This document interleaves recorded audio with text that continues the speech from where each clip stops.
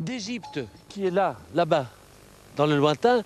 On remonte en traversant la Méditerranée, on passe au-dessus de la Sardaigne qui est là et on arrive en Corse. La Corse est ici Bonifacio avec un superbe arc-en-ciel, même s'il pleut un peu, c'est pas grave, la vie est belle. Maintenant, on va vous parler du Rallye des Îles 2002. Une centaine de participants, des véhicules vénérables, un parcours énorme, plus de 1700 km et un chronomètre qui ici aussi va faire la différence. 3000 ans après les Phéniciens, une solide troupe de nouveaux conquérants va débarquer en Sardaigne. Ils naviguent dans le sillage des Romains, des Arabes, des Espagnols, des Autrichiens qui ont envahi l'île sarde avant de se faire définitivement supplanter par les Italiens. Si nous vous racontons tout ceci, c'est pour mieux vous faire comprendre l'esprit dans lequel va se dérouler le Rallye des Îles. Le Rallye des Îles est une compétition particulière. Les concurrents vont se faire la course, bien entendu, mais ils auront aussi le temps de découvrir et d'apprécier les paysages. Pourquoi et grâce à quoi? Parce qu'ils ne sont pas obligés de rouler le plus vite possible.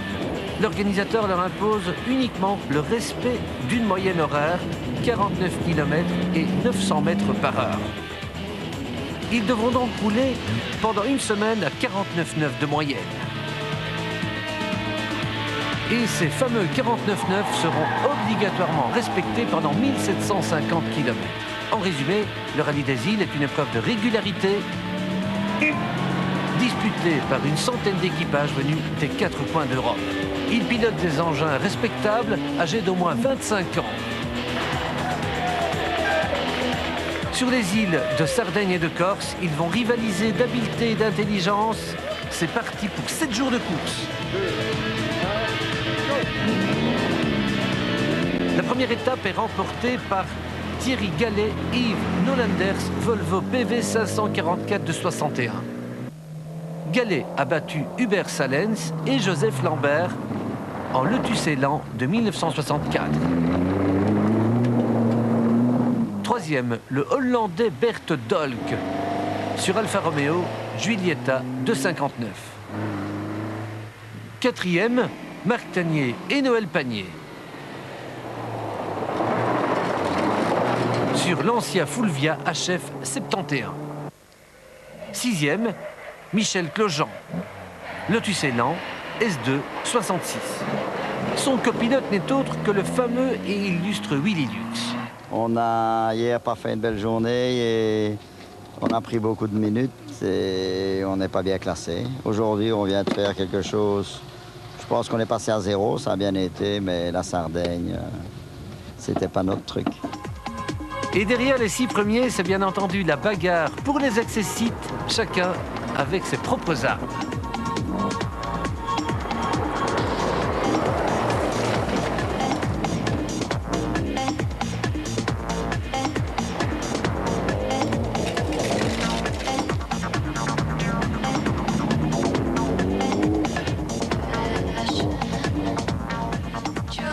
À l'issue du deuxième jour, Gallet reste en tête.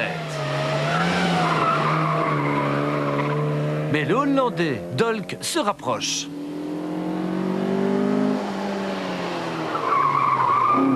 Et Dolk s'empare du commandement au soir du troisième jour. Adieu la Sardaigne. À présent, l'armada mécanique et humaine du Rallye des Îles embarque pour la Corse toute proche. Le débarquement a lieu à Bonifacio, terre de l'empereur Napoléon Bonaparte. La Corse, c'est l'île des grands sentiments, de la passion. C'est aussi l'île de beauté et c'est ici que les protagonistes du Rallye des Îles vont se livrer leur dernière bataille.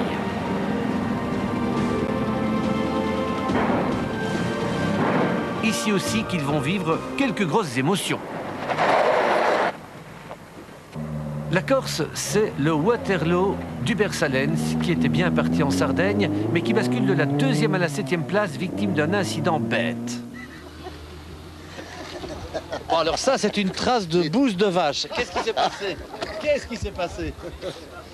Ben, comme vous voyez, hein, une vache corse. Hein, une vache corse qui était devant les commissaires à 5 mètres de la ligne d'arrivée et on ne savait plus passer, donc on prend 3 secondes. Et l'arrière de la vache vous a... Et la vache nous a donné un coup. Avec son arrière-train. Avec son train arrière, oui. Sur ces routes aux multiples virages, les freins des respectables ancêtres souffrent. Même les véhicules ouvreurs connaissent des soucis. Georges Aquin, par exemple, en voiture zéro, se retrouve sans frein. Ça, c'est pas bien. Bon, apparemment, même la voiture zéro a des problèmes. Oui. Oui, sérieusement, plus de frein. Et innocemment, je croyais que j'avais une mauvaise huile qui bouillait. Eh bien, c'est pas du tout ça, on est sur le fer. Et en général, fer sur fer, ça ne freine jamais. Plus aucune matière. Plus de matière. Je n'ose pas dire la marque, sinon on va en faire des ennuis. Mais enfin, bon, c'est peut-être moi qui ai le pied trop lourd. Je freine tout le temps. Or, quelqu'un m'a un jour dit, pour aller vite, il ne faut jamais freiner, mais accélérer. Il y a très longtemps qu'on m'a dit ça. Résultat, comme il n'a pas d'assistance, Georges Aquin cherche des plaquettes neuves partout. Je suis tombé sur un couple de Hollandais charmants, lui et surtout madame. Il va probablement me les vendre. Voici la main-d'œuvre gratuite maintenant, c'est François-Xavier Boucher avec son plumier de pilote de course. Oh, ça a été un petit peu bousculé. C'est l'entraide. En fait, comme Georges, on a tous les deux fait le Dakar, donc on a l'habitude de s'entraider. Et puis bon, comme nous, la voiture, pour le moment, j'avais pas de soucis. Donc c'est le moment d'un petit peu aider les amis. Un peu partout dans le parc de regroupement, ça travaille. Et l'on y retrouve forcément un sorcier de la débrouille, l'ancien dakariste Luc Janssens. Surpris en flagrant délit de mécanique. Ben, il a un petit problème d'entrée d'air, de carburateur, donc on essaye de l'enrichir, puisqu'on n'a pas de pièces. On est aussi bien fourni qu'au Dakar, donc on essaye de régler au mieux, pour qu'il puisse démarrer demain. Et ça marche. Retour à la course et au virage. Et c'est l'occasion de rappeler que le Rallye des Îles, ce n'est pas seulement une course de régularité à 49,9 de moyenne, mais aussi une course d'orientation où le copilote qui découvre les notes le matin ne peut rater aucun carrefour. Hubert Salens va mieux, il ne rencontre plus aucune vache. L'Anglaise Jane Wigwall remonte à la 4e place du général. Gallet s'accroche à sa 2e place. Il est en forte bagarre avec Tanier et Panier sur leur Alpha. Mais ils sont tous dominés par le Hollandais Bert Dolk qui a pris la tête. Regard aussi sur d'autres concurrents, courageux, brillants. Vous n'avez pas eu froid toute la journée dans votre vieille voiture avec vos petits anoraks? Non, ça va. Non, t'aurais chaud, hein. Clin d'œil à Claude Duhem, pilote et Marie Battu. C'est quoi là? Montrez-moi ce que vous avez à côté de vous là. Ça, c'est en fait une table de moyenne que nous avons établie. C'est pas ça que j'ai vu. J'ai vu une tapette à mouche. Une tapette à mouche. Ah, c'est parce que je vais toujours trop vite. Faites voir. Je vais toujours trop vite, alors il faut qu'elle me tape dessus pour me ralentir. Redevenons sérieux, un seul homme peut empêcher encore le Hollandais Dolk de gagner. C'est Thierry Gallet, mais il ne se prend pas lui non plus au sérieux. C'est ma fille qui me l'a offert, elle a gagné à la foire. Elle m'a dit, t'as une voiture de clown, alors je te mets une peluche de clown. On y va. Alors, on retourne au cirque et en piste pour la 7e et dernière journée, au nord de Bonifacio. L'Anglaise Jane Wigwall se trompe dans un carrefour.